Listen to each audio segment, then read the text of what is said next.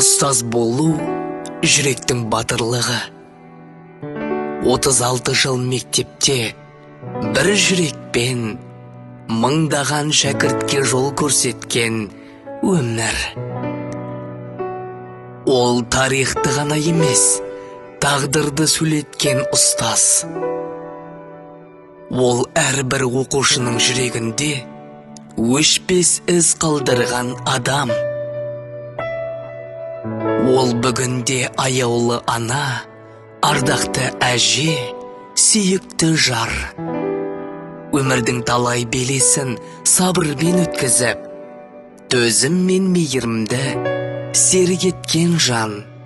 Бүгін біз әріптестері, достары, шәкірттері осы ұлағатты жанның еңбегіне бас иіп, оған арналған тарих парағын бірге ашамыз. Өмірдің әр таңы тарих. Гүлжамал Шеркешбайқызы 60 жаста. 1973 жыл 1 қыркүйек Тұрыш 8 жылдық мектебі, алғашқы қоңырау, алғашқы сабақ.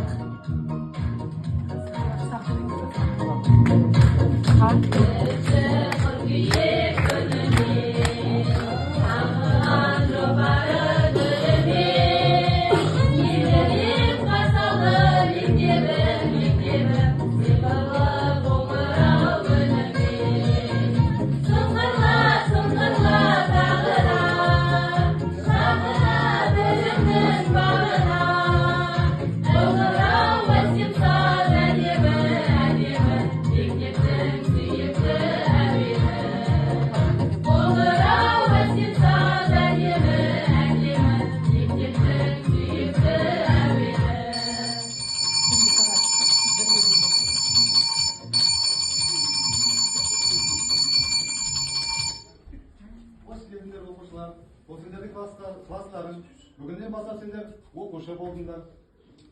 Арнап сөзді тілектерді бажақсы, қуанышты күндер алға жалғасты. Мен боламын қарайып тұрған ағайын, құтты болсын қадамдарың алғашқы. Ойға алып әркез білім дегенді, болыңдаршы биік тұлға беделді, білу үшін бір-біріңді тереңнен танысуға кезек берем енді. Қанекей балдырғандар танысайық. Білімнің есімін ашқалы, мектепте бүгін ақтадым. Мен Шолпан атты балақай, тапақты лезде жаттадым. Жарайсың Шолпан. Қарасы, мен атамның баласы. Батай деген мен едім, балалардың барасы. Өмірдің аққара жолағы, айры өсемін толамын. Сұлтан менің есімім, мен үлкен азамат боламын. Сандарды бірден санаймын, қадырам сол жолда талайды. Гүлжамал деген мен болам, арман қалайды. Балам мақтайды, қызым мен бақытқа бөлер балайды. Ажыратар жақсы жаман бағамын, оқушының бажылтының жағамын, үлгілі болу үшін балдырғандар, октябрьаттың төс белексін тағамын. Қанекей мында сақтадыра қойыңдар.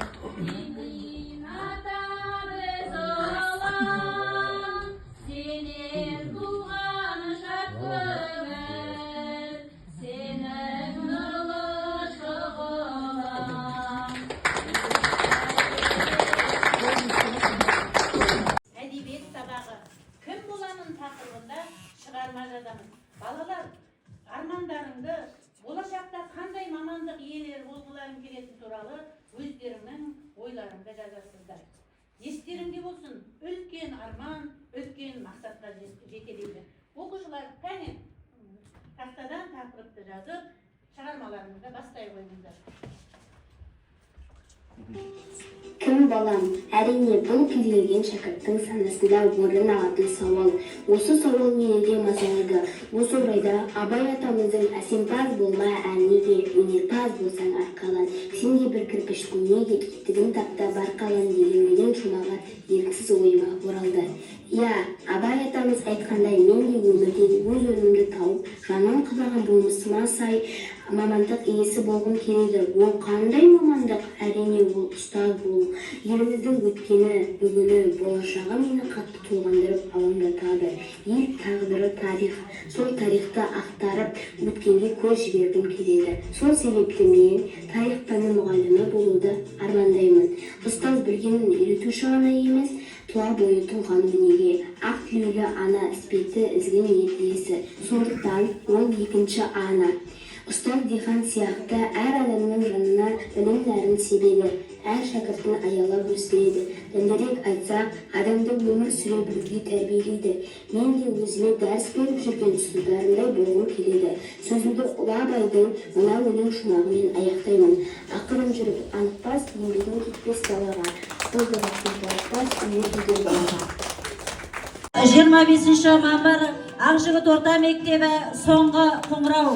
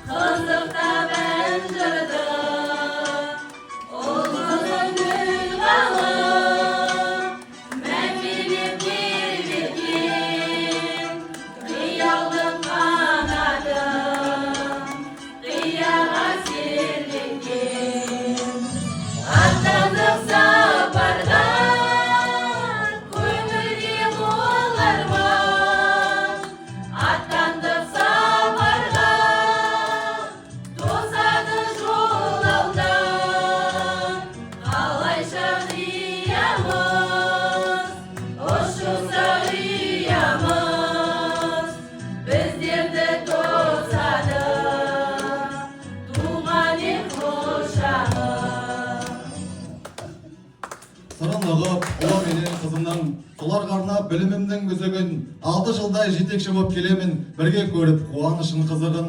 Әр жылымыз бола білді жемісті, өнеріміз құлаш жайып өрісті, мектеп даңқын абыройын көтерді, сайыстарды олжалады жеңісті.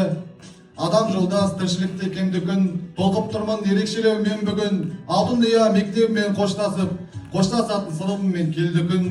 Ақ пантегің бүгін соңғы тағылсын, ақ тілектер арасынан ағылсын, білімге кел, оқы дейтін қоңырау, сіздер үшін ең соңғы рет қағылсын. Сіздер үшін ең соңғы рет қағылсын.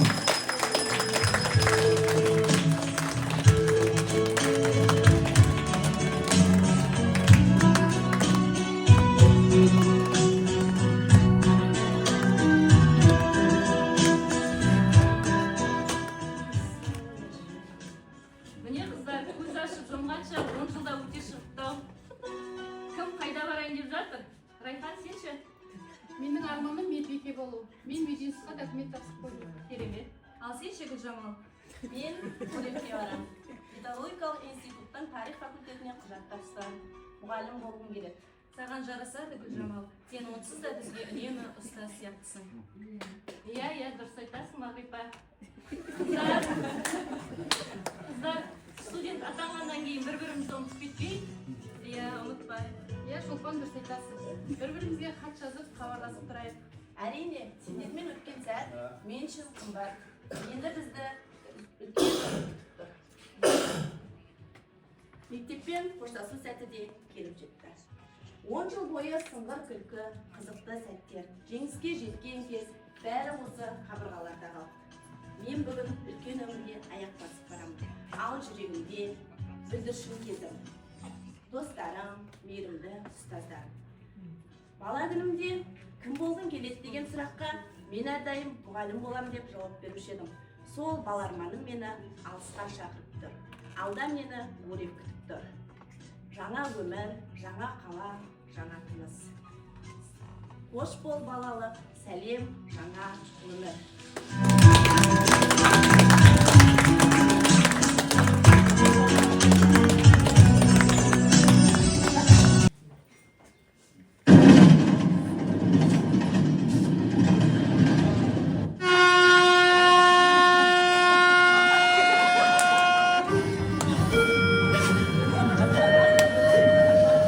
Құрметті жолаушылар, номері 314-ші Маңғышлақ жолаушылар пойызы бірінші жолайды тоқтайды.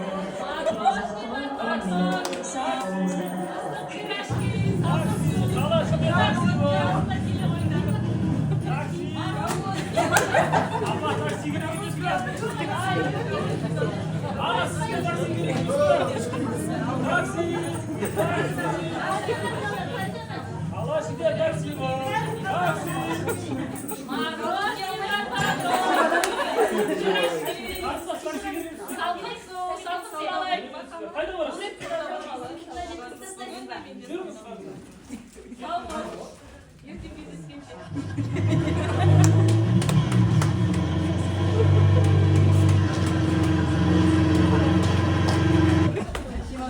Алыстан келдің бе? Иә, Маңғыстаудан студент атанып енді алғаш келіп тұрмын. О, жарайсың. Қандай мамандық? Тарих пәні мұғалімі болғым келеді. Тарих дейсің бе? Қазіргі жастар көбіне заңгер мен экономист болғысы келеді. Жоқ аға, мен бала кезімнен мұғалім болуды армандадым. Әсіресе тарихты жақсы көрем. Өзімнің ұстазымдай болғым келеді. Мына Гурев сені жақсы ұстаз етіп шығарар. Қадамың құтты болсын, қарындасым.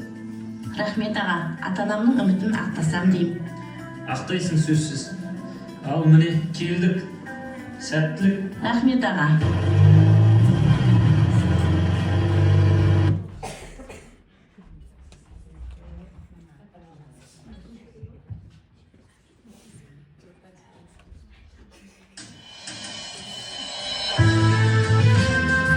Бір 1989 жыл Гурьев қаласы, Гурьев педагогика институты арман орындалған күн.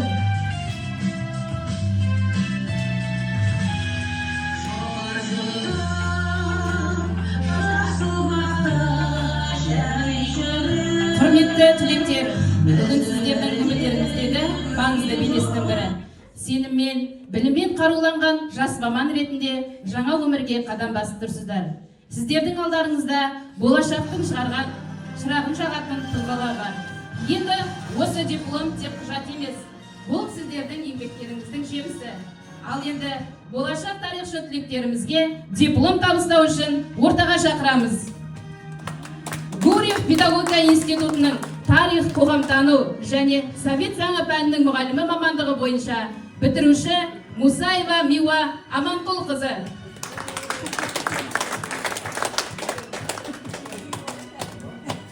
Мергенова Оңайгүл Мақсымқызы.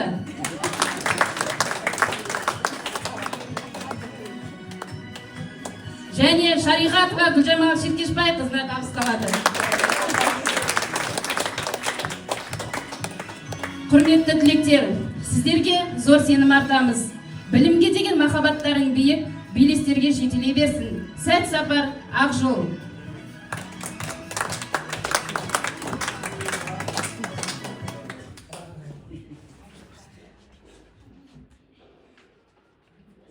Міне қыздар, көзі ашып жұмғанша студенттік шағымызда өте шықты. Енді әркім өз жолымен кетеді. Иә, енді үлкен өмірдің сынағына түсеміз. Кім қайда жұмысқа орналасып жатыр, қыздар? Мен ауылға қайтамын. Ауыл мектебіне оралу менің бала арманым. Сол арманым орындалмақ.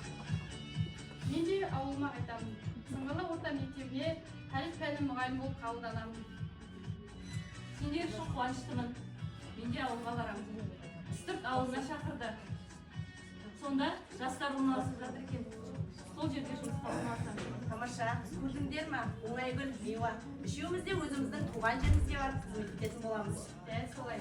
Бір күні кездесіп, барлық жетістіктерімізді бірге тойлайық.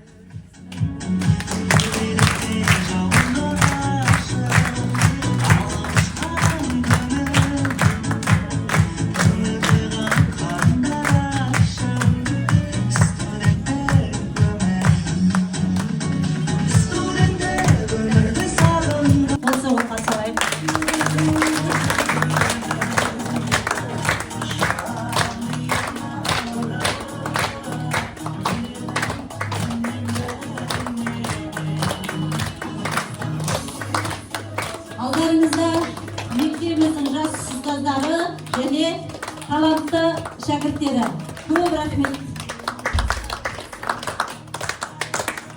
Енді сіздер осы көріністің барысында біршама кейіпкерлердің аты аталды, студенттік шақтағы класстастары.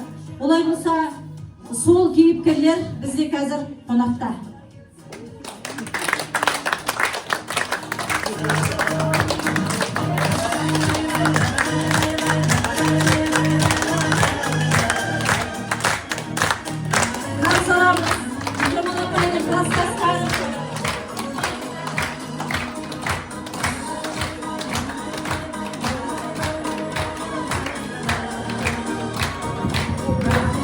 Үш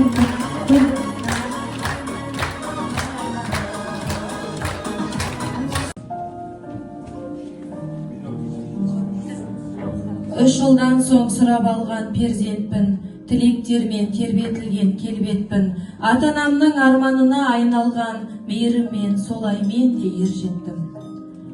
Бала кезден басталғанды бір арман, сол арманым мені күтіп тұралдан, құмда ойнап қиял қуған кезімен, арман, мақсат бәрі содан құралған. Мектеп көріп, білім жолын меңгеріп, ата-анамның ойын тағы жөн көріп, арманыммен қадам бастым үмітпен ұстаз атты ұлы жолды жөн көріп. Жаман ойдан, арамдықтан сақтанып, кеттім солай Атырауға аттанып, білім алдым, маман болдым, есейдім, жүрді ата-анам меніменен мақтанып. Сыймастай боп қуаныштан жер көкке, сол сеттен ақ бәрін бекіп жеңбекке, ұстаз жолы ұлы жолым емес пе, алғаш рет араластым еңбекке. Шықсадағы қиындықтар жолымда, қағаз кітап болып дайым қолымда, білімменен бәрін жеңіп жүргенмен, мүлт баспадым ұстаздықтың жолында. Отбасын құрып сезіндім өмір бақытын, жалынды жастық білдіртпей кетті уақытын, шаттығын сыйлап, тәттінін сыйлап біздерге, жайқалып өсті қызығым, қызым, жақұтым. Сол сәтте сездім бақыттың сірә не екенін, қызым ғой менің балдан да тәтті шекерім, ақылды қызды өсіріп шықтым тәрбиелеп, білемін әлі талай шыңдарға жетерін. Жылдарым жылжып, сағаттар сырғып таңдарым, ұласып кешке арманға арман жалғадым, келін боп, жар боп, ана боп, ұстаз дана боп, сезбейде қаппын алпыстың келіп қалғанын. Тезгеде салып тентекті талай жөндеппін, сайысқа барсам жүлдені жұртқа бермеппін, ұстаздық жолым сан тарау еңбек даңғыл жол, сол жолдың жүрген зейнетін енді көрмекпін. Өмір дейтін таң мен кештің арасы, тоқтатуға келмейді адам шамасы, 60 деген алтын белес өмірдің, деп түсінемін берген маған бағасы.